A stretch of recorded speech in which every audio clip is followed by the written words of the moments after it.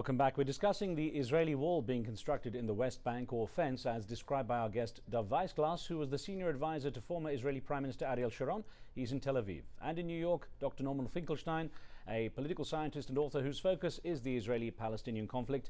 As we get back to our discussion, Dr. Finkelstein, you wanted to pick up on what Mr. Weissglass had said just before the break. I'd like to ask Mr. Weissglass two questions. First of all, if Israel's aim is to protect its citizens, for example, those bus bombings in Tel Aviv, why didn't it build the wall on its border? And if it wants to protect its Israeli citizens who are illegally living in the occupied West Bank, why didn't it do with those citizens exactly what it did to the Israeli citizens illegally occupying Gaza? Namely, simply evacuate them. The records show that about 75% of the Israelis living illegally in the West Bank would leave if they were given compensation. Instead of building the wall, why didn't Israel simply compensate them and have them leave? That's the first question. The second question is, you describe the Palestinians as madmen because they killed 1,000 Israelis since the beginning of the Second Intifada. What would you describe the Israelis as if they killed 4,800 Palestinians since the beginning of the Second Intifada?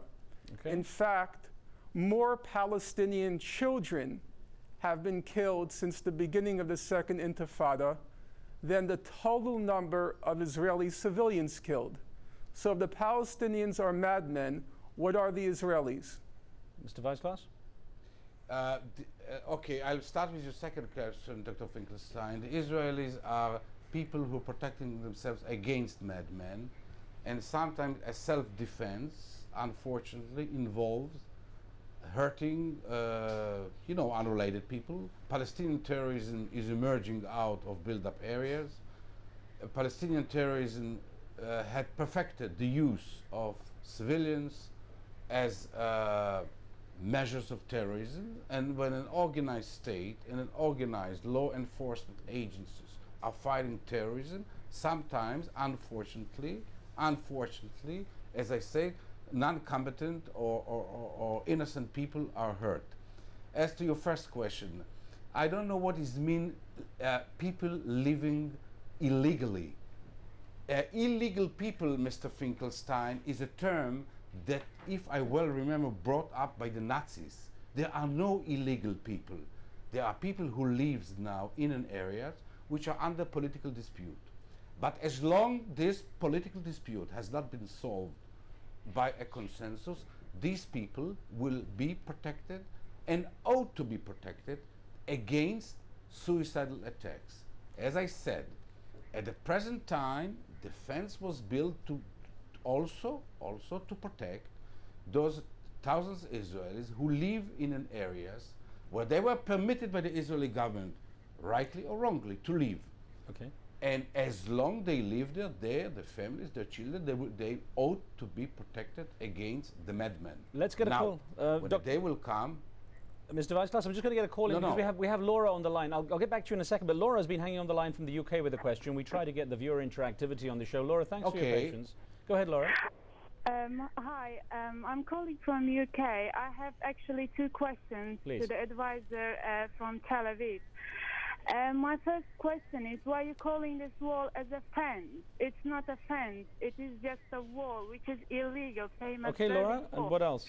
And my second question is, you're saying that Israel, I think, to my opinion, Israel is an illegal country. If we judge countries by history, why not give back United States and Canada to native Indians?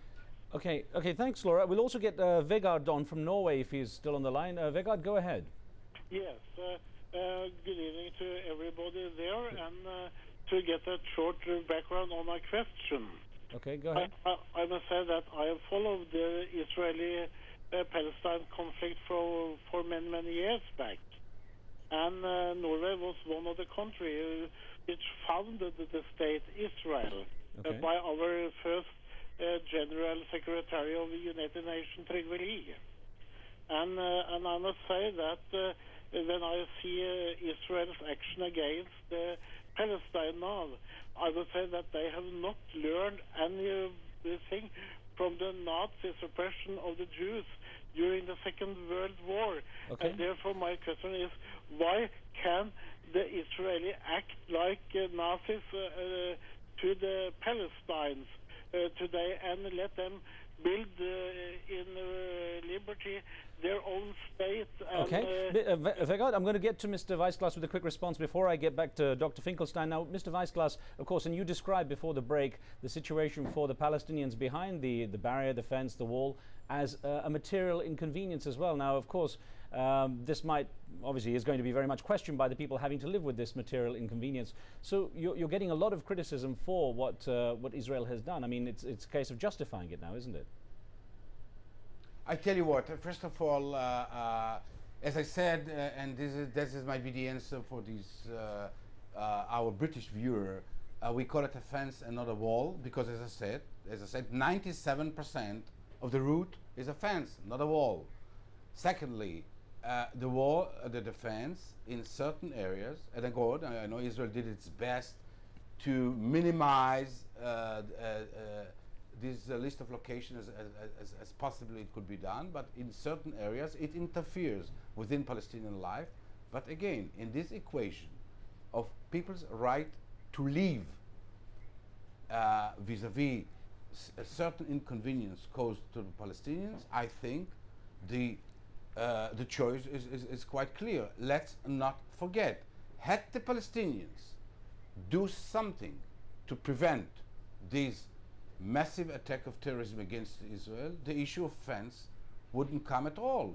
That fence was built as a protective measure years, 3 or 4 years after the Intifada started, and as a last resort to protect the Israel against this ongoing attack. As I previously said, and I will repeat it, it was a fence that was compelled on us. It was not a free choice. Well, let's get Dr. Finkelstein in with a comment here. Sir, one thing that we've seen is the International Court of Justice has made its decision, as you quoted earlier. The United Nations has its resolutions. Ultimately, it seems the world bodies have impotency when it comes to actually being listened to, or at least their judgments being heeded in any way. What's your take on that? Well, the problem is that the United States and Israel have been blocking the will of the international community for some 30 years now on trying to resolve the conflict. If you look at the annual resolutions of the United Nations General Assembly, take, for example, just this past November, there was a vote on a two-state settlement. The vote was 161-7. The whole world on one side, the United States, Israel, and a few South Sea islands on the other side. And if you look at the resolution states, the resolution which was voted on by 161 nations, the wall is illegal, the settlements are illegal, East Jerusalem is occupied Palestinian territory, but because of the United States and Israel, the settlement has been blocked. Mr. Weissglas says that Israel had no option except to build the wall. Well, there was an obvious option. It's the option of the United Nations General Assembly. It's the option of the Arab League. It's the option of a two-state settlement on the June 1967 border. The entire world community supports it. The entire Arab League supports it. Israel rejects that settlement.